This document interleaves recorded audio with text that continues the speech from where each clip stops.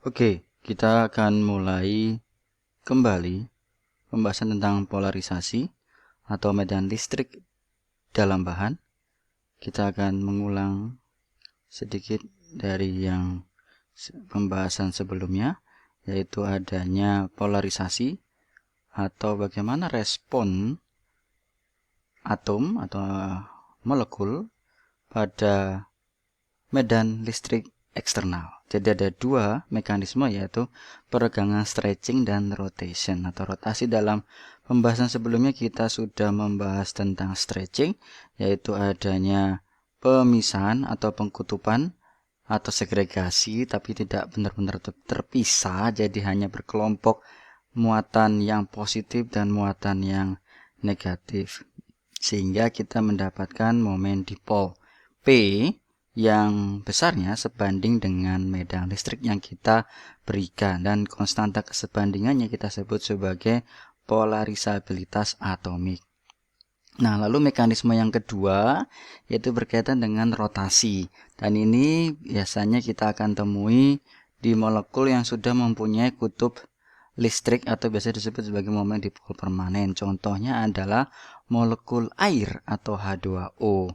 Itu kita lihat di gambar 1.1 ini ada atom hidrogen yang bermuatan positif dan atom oksigen, atau sebenarnya kita sebut sebagai ion hidrogen dan ion oksigen, yaitu positif dan negatifnya, ada dua kutubnya. Oke, dan ini sudah mempunyai kutub yang permanen atau dipol permanen, yaitu P besar, vektor ini sebenarnya.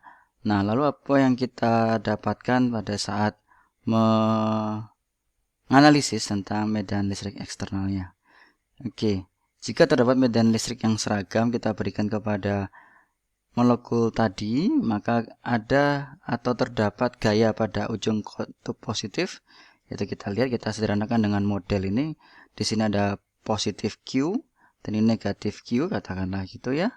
Ada positif Q, ada negatif Q. Positif Q ini merepresentasikan H, negatif Q merepresentasikan O untuk sederhananya aja ya.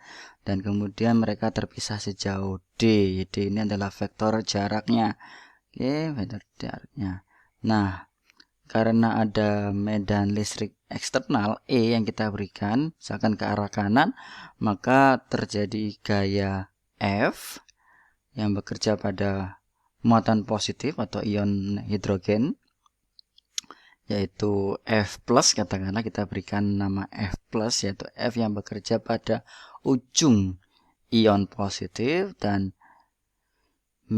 F negatif yang bekerja pada ion yang negatif.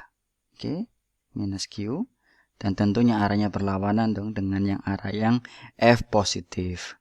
Oke, untuk selanjutnya kita lihat, karena kita jumlahkan F positif dan F negatifnya, arah berlawanan yang besarnya sama, maka akan meniadakan.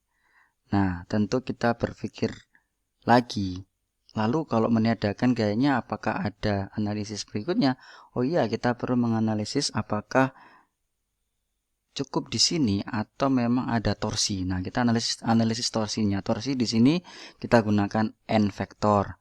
Oke, N vektor kita ingat torsi dalam mekanika R cross F-nya, yaitu R dalam hal ini jarak, yaitu positif, yang untuk positif ujungnya positif dikrosskan dengan F positif, ditambah dengan R negatif dikrosskan dengan ujungnya yang gaya yang bekerja pada ujungnya negatif, F negatif. Nah, lalu kita masukkan R positifnya, yaitu D/2. Dari mana R positifnya ini? Dari sini kan, D/2 di sini ya. Di sini kan di sumbu putarnya, yaitu D/2.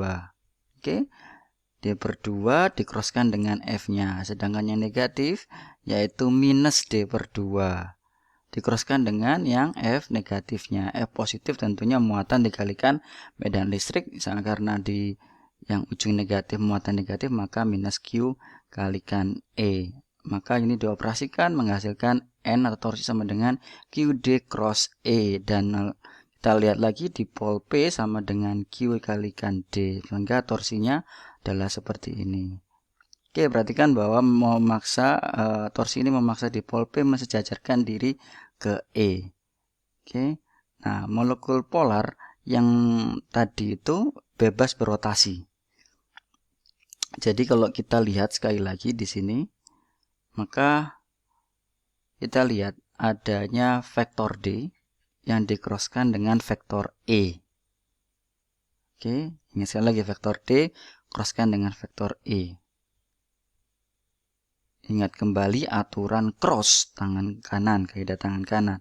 Maka D akan berputar, atau kalau kita lihat di sini D itu bisa direpresentasikan dari polarnya ini atau momen dipolnya ini akan berputar seterusnya perlahan-lahan secara bertahap akan mengayun sedemikian rupa sampai berhenti mensejajarkan diri ke E atau medan listrik eksternal yang mempengaruhinya. Jadi misalkan arahnya ke atas, misalkan makin lama makin mengarah ke E.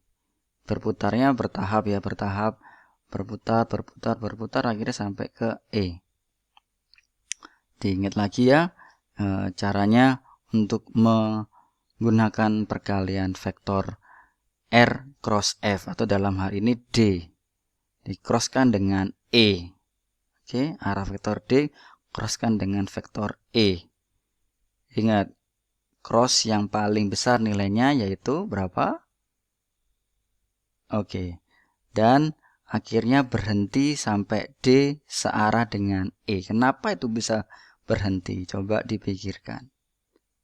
Oke, kenapa bisa berhenti pada saat D sampai sejajar dengan E? Nah, itu mengayun sampai bertahap hingga mengarah ke medan listrik yang diberikan.